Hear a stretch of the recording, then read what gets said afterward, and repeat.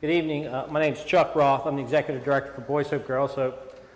First, I'd like to thank you all for inviting me back again this year. We were thrilled to get the notice that we were going to get to present. I know some of you were able to visit our girls' home on the site visits this past year and got to see firsthand just a tremendous house that our kids get to live in while they pursue a fantastic education. And that's really the mission of Boys Hope Girls Hope. It's really to address two critical issues that kids need in order to overcome really difficult circumstances, and that's a really strong, nurturing home and a fantastic education. And so all of our kids, they come to us typically between the ages of 9 and 12, live with us year-round through high school graduation. They all go to private schools. We have great school partners in Dominican High School, Holy Name of Jesus.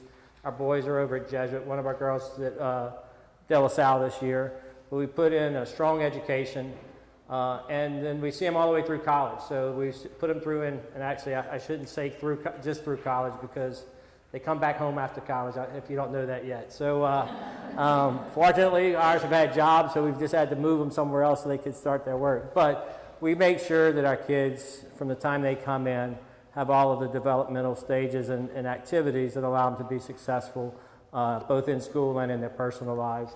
And so last year, we were able to receive the funding from you guys, and it really helps to fund a lot of our school activities.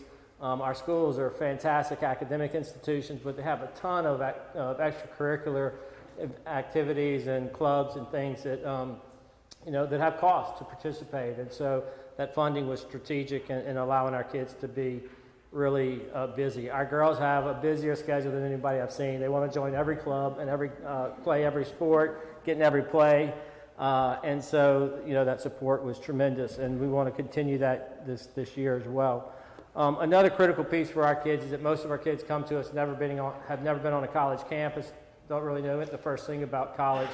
So we have what I call academic rehabilitation. We overexpose our kids to academic institutions, and so we really, from an early stage, try to start getting our kids on college campuses so that they can be familiar with it. And that once they hit high school, we spend a lot of time taking our kids around to see potential colleges that they would apply to the tune of about 5 colleges a year. And sometimes that's as a group. As they get older, they get to start traveling a little bit more individual to colleges that they'll be applying to.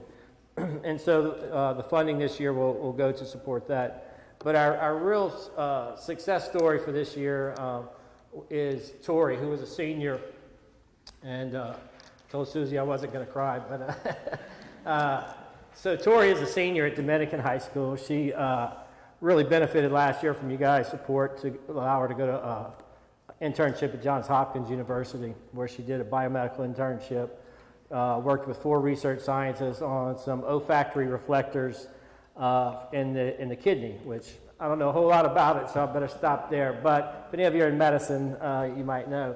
But they were able to discover 2 new olfactory reflectors that had never been discovered before. Her name got on the research paper, and she got to present that research to the medical faculty at Johns Hopkins at 17 years old. This year, she's graduating college, and she was accepted into a ton of schools.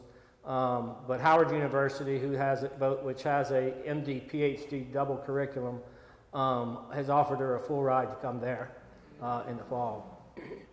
And that's what we're about. She came to us, grew up in a single mom home, struggling. Mom was struggling with employment, and she jumped into Dominican and never looked back. She's a track athlete. She's in the ecology club.